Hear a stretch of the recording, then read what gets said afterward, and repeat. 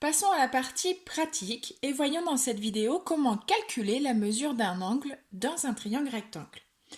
Je vais commencer par reprendre l'exercice de la fiche méthode que vous avez dans la leçon. J'ai donc un triangle UNF, rectangle en U.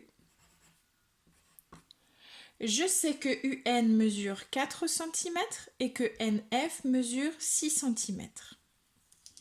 Première chose à faire, surtout quand on débute, après quand on est à l'aise, il n'y a plus besoin.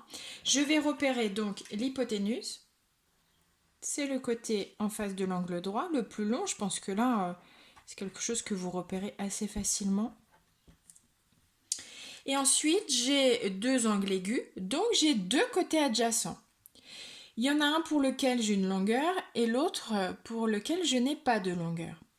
Pour pouvoir calculer le cosinus d'un angle, il va me falloir la longueur du côté adjacent et la longueur du côté de l'hypoténuse. Donc là, si je prends ce côté-là, je vais avoir un problème. Je ne vais pas pouvoir calculer. Donc je vais m'intéresser au côté UN qui est ici et qui mesure donc 4 cm. Puisque je m'intéresse au côté UN, l'angle que je vais prendre, c'est le côté qui va être ici. Je ne vais pas prendre l'angle droit, puisque lui, on ne le prend pas pour la mesure du cosinus. C'est l'angle qui est pris entre le côté adjacent et l'hypoténuse. Alors, je vous ai dit dans la première vidéo qu'il était extrêmement important que le triangle soit rectangle, sinon ça ne fonctionne pas. Donc la première chose à faire, c'est de préciser à chaque fois dans vos résolutions d'exercice que le triangle est bien rectangle. Et de préciser en quel point. Donc ici, le triangle UNF est rectangle en U. Ensuite, je vais donc mettre ma formule de cosinus. L'angle, on a dit qu'on prenait l'angle ici, donc UNF. J'aurais pu mettre aussi l'angle FNU. C'est égal au côté adjacent.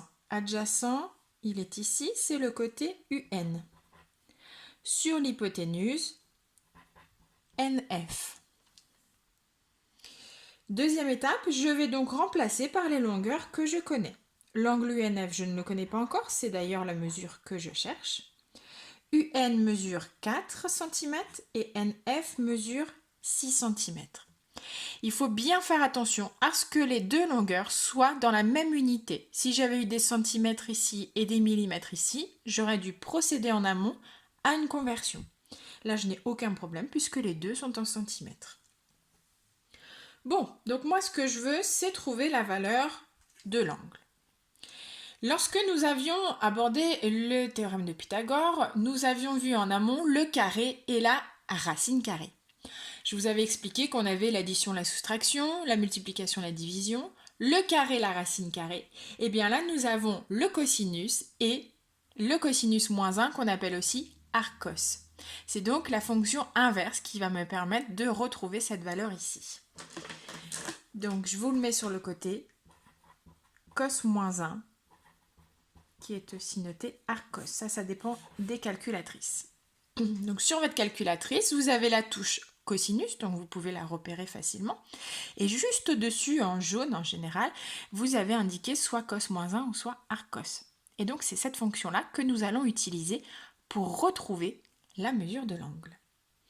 Alors on y va avec la calculatrice.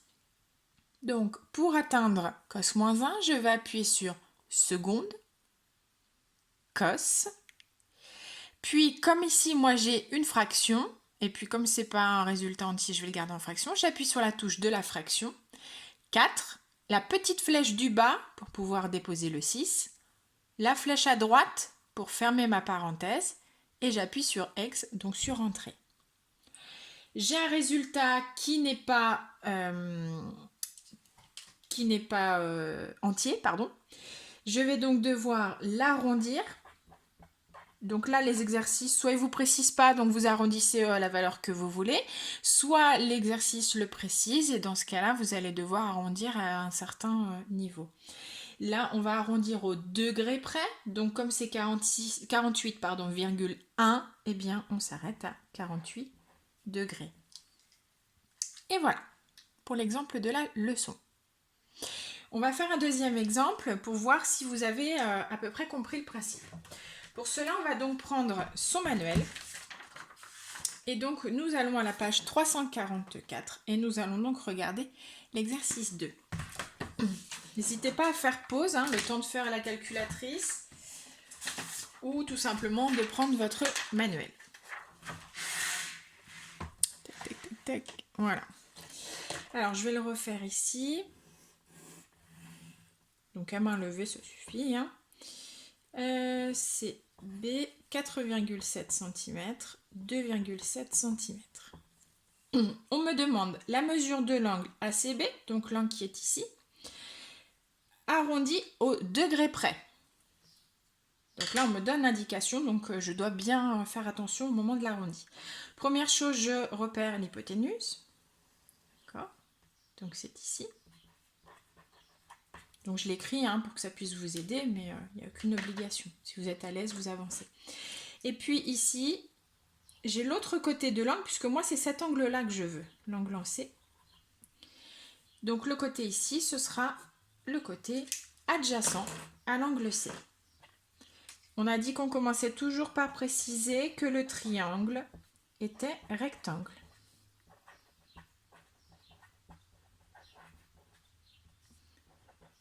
Donc le triangle ABC est rectangle en A. Cosinus, on a dit que je veux la mesure de l'angle ici, ACB. Hop, je n'oublie pas son petit chapeau.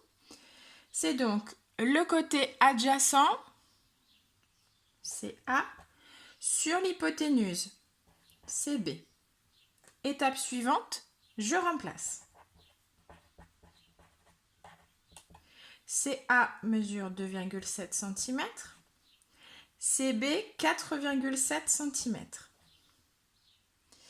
Moi, c'est cette valeur-là que je cherche. Donc, encore une fois, avec la calculatrice, je vais donc appuyer sur seconde, cos, le petit symbole de la fraction, 2,7, flèche du bas, 4,7, flèche de droite, je ferme ma parenthèse. J'appuie sur Entrée pour valider mon résultat. J'obtiens 54,937, etc. Je veux l'arrondir au degré près, donc je regarde ce qui suit derrière, c'est-à-dire le dixième, 54,9. Donc 54,9, c'est plus proche de 55 degrés. Donc l'angle en C ici mesure 55 degrés. Voilà, j'espère que ça a été clair pour vous. À vous de jouer!